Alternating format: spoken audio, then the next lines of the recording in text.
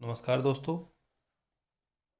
मैं डॉक्टर अरविंद कुमार वर्मा, सहायक आचार्य समाजशास्त्र, श्री कल्याण राजकीय कन्या महाविद्यालय सीकर। आज के इस वीडियो का बिंदु है समुदाय की विशेषताएं। हमने पिछले वीडियो में देखा समुदाय किसे कहते हैं। दो या दो से अधिक व्यक्ति निश्चित भौगोलिक क्षेत्र में रहकर सहयोगात्मक भावना रखते हैं, तो इस प्रकार के समूह को समुदाय के नाम से जाना जाता है। इसकी अनेक विशेषताएं देखने को मिलती है। प्रथम है व्यापक उद्देश्य। समुदाय का विकास किसी एक या कुछ विशिष्ट उद्देश्यों के लिए नहीं होता, वरन यह तो व्यक्तियों के जीवन की विभिन्न गतिविधियों का केंद्र स्थल है। इसमें अनेक समूह समितियां एवं संस्थाएं समाहित होती है, जो समुदाय के व्यापक लक्ष्यों की पूर्ति में योगदान देती है। समुदाय के उद्देश्य इस दृष्टि से और भी अधिक व्यापक हो जाते हैं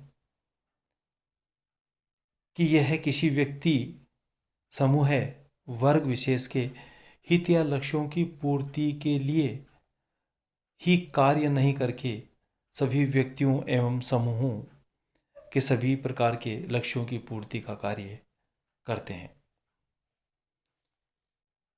एक विशेषता है सामान्य नियम व्यवस्था। गिन्सबर्ग की मान्यता है कि सामान्य व्यवस्था को समुदाय की एक महत्वपूर्ण विशेषता माना जा सकता है।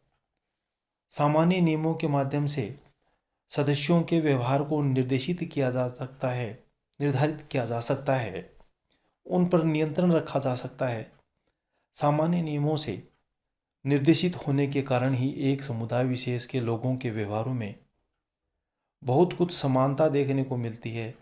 सामान्य नियम व्यवस्था का प्रभाव छोटे समुदायों जैसे ग्रामीण समुदाय, जनजातीय समुदाय आदि में मुख्य रूप से देखा जा सकता है, जहां अनौपचारिक साधनों या अलिखित नियमों तथा व्यक्तियों के व्यवहारों को निर्देशित और नियंत्रित किया जा सकता है।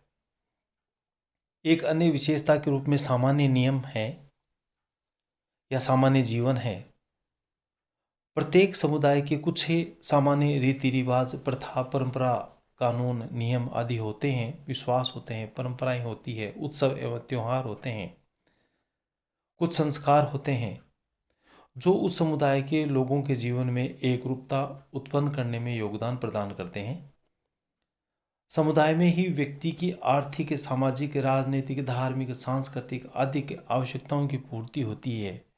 यही उसका संपूर्ण जीवन व्यतीत होता है। इस दृष्टि से समुदाय सामान्यताओं का एक ऐसा क्षेत्र है जहां व्यक्ति इस उद्देश्य की पूर्ति के लिए नहीं बल्कि अपना सारा जीवन बिताने के लिए रहता है। इस प्रकार समुदाय में सदस्यों का संपूर्ण जीवन सामान्य रूप से व्यतीत होता है। एक अन्य विशेषता के रूप में स्वतः इसका विकास होता है। समुदाय जन्म नहीं लेता, वरन समुदाय का विकास होता है। समुदाय का निर्माण कुछ लोगों के द्वारा जानबूझकर नहीं किया जाता, प्रयत्नों से नहीं किया जाता, वरन समय के साथ साथ धीरे धीरे यह विकसित होता है। जब कुछ लोग किसी स्थान विशेष पर आकर रहना प्रारंभ करते हैं, धीरे धीरे उनमें हम की भावनाएं पनपती है। वे वहाँ रहते हैं, सभी लोग समूह को अपना समूह है समझने लगते हैं, कहने लगते हैं। इस प्रकार की भावना के विकसित होने पर ही वह समूह समुदाय का रूप धारण करता है। इसकी सदस्यता व्यक्ति को अनिवार्यतः प्राप्त होती है। प्रत्येक व्यक्ति किसी न किसी समुदाय का सदस्य निश्चित रूप से होता है। वह किसी न किसी क्षेत्र विशेष में अन्य लोगों के निकट रहता है, उनके साथ अंतःक्रियाएं करता है। उसे अपनी विभिन्न आवश्यकताओं की पूर्ति के लिए किसी न किसी क्षेत्रीय समूह है अथवा समुदाय में रहना पड़ता है। एक क्षेत्र विशेष में लंबी अवधि तक अन्य लोगों के साथ रहने में उसमें अनेक समुदाय के प्रति एक लगाव या अपनत्व का भाव पैदा हो जाता है। इस वर्तमान युग में भौगोलिक और सामाजिक गतिशीलता के बढ़ जाने से लोग एक भौगोलिक क्षेत्र से दूसरे भौगोलिक और क्षेत्र की ओर पलायन करते हैं, एक समुदाय को छोड़कर किसी अन्य समुदाय में जाकर रहने लग जाते हैं। परंतु इतना निश्चित रूप से है कि सामान्यतः प्रत्येक व्यक्ति किसी न किसी समुदाय का सदस्य निश्चित रूप से रहता है। इसमें मूर्तता देखने को मिलती है। समुदाय एक निश्चित भौगोलिक क्षेत्र पर निवास करने वाले व्यक्तियों का समूह है जिनमें हम की भावना पाई जाती है। और जब एक निश्चित भौगोलिक क्षेत्र होता है तो इसका तात्पर्य है कि हम उसे देख सकते हैं, और जब देखा जा सकता है अर्थात वह मूर्त है। आत्मनिर्भरता। समुदाय एक आत्मनिर्भर समूह माना जाता है जो अपनी आवश्यकताओं की पूर्ति स्वयं ही करता है। उसे किसी अन्य समुदाय पर निर्भर रहने की आवश्यकता नहीं होती। समुदाय की विशेषता आदिम समुदायों, जनजातीय समुदायों, छोटे समुदायों में मुख्यतः देखने को मिलती है। वर्तमान समय के बड़े समुदायों में यह व्यवस्था में देखने को नहीं मिलती। आज जो छोटे समुदायों जैसे गांव तक को हम अन्य ग्रामीण या नगरीय समुदायों पर निर्भर रहना पड़ता है।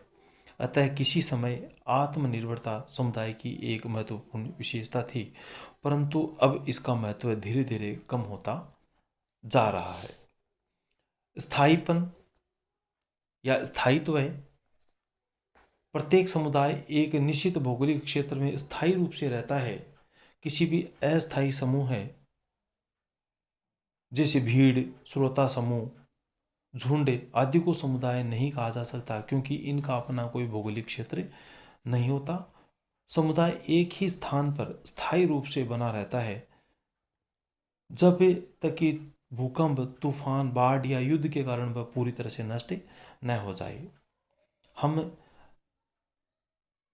स्पष्टतः यह जानते हैं कि कौन सा समुदाय किस भौगोलिक क्षेत्र में बसा हुआ है। इसका कारण समुदाय के साथ स्थायित्व के तत्व का जुड़ा हुआ होना है। विशिष्ट नाम। प्रत्येक समुदाय का अपना एक विशिष्ट नाम होता है जो उस समुदाय के लोगों में हम की भावना जागृत करने और उसे बनाए रखने में योग देता है। प्रत्येक समुदाय के नाम के साथ एक विशिष्ट इतिहास जुड़ा होता है जो उसे एक व्यक्तित्व प्रदान करता है।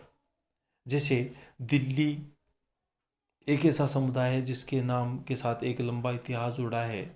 जयपुर के लोगों के साथ में, जयपुर के समुदाय के साथ में एक विशिष्ट इतिहास जुड़ा है जो उसे विशिष्टता प्रदान करते हैं। धन्यवाद।